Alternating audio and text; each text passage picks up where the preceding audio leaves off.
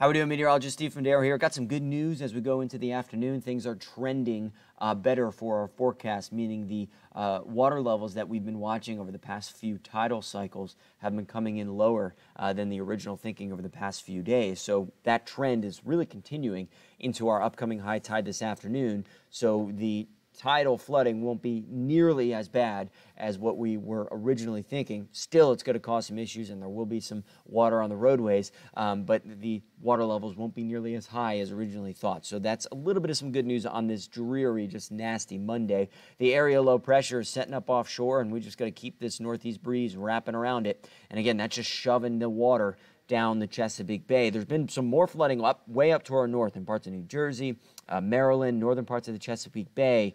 All of that water has not been able to drain in the Atlantic, so it's kind of coming down with the breeze down the Chesapeake Bay into our nooks and crannies here around Hampton Roads. So those water levels are going to remain elevated as long as we've had this kind of breeze pushing in the water.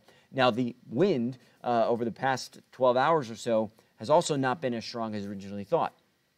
So that's why the water levels, another reason why the water levels have been coming in a little bit lower than originally thought. And it's going to continue to back off, the breeze that is. It'll still be gusting over 25, 30 miles an hour throughout today, but overnight into Tuesday, we go from windy to breezy, which is good as we watch the upcoming high tide this afternoon. This one will cause some issues this afternoon, no doubt. There isn't any sand on the Lynnhaven Inlet here as we are going into that high tide, but as we had mentioned earlier, the water levels have been coming in lower than originally thought.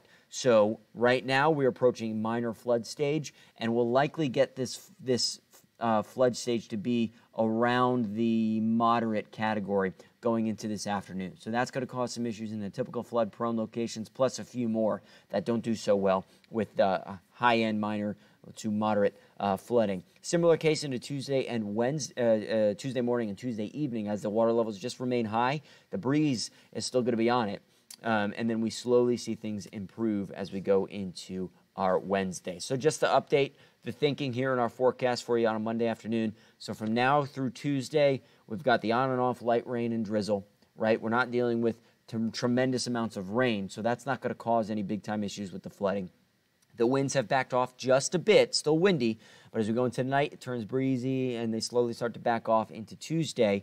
So the winds backing off a little bit will help the water levels start to drain because we're not getting that much rainfall from all just this light rain and drizzly conditions. So dropping the tidal flooding to minor to moderate opposed to moderate to major, which was the original thinking. And the sun finally starts to come back out later Wednesday, setting up some really nice weather Thursday and Friday, and the upcoming weekend looks fantastic. So let's just get through these 2 days, today and tomorrow, where it's just kind of dreary and nasty.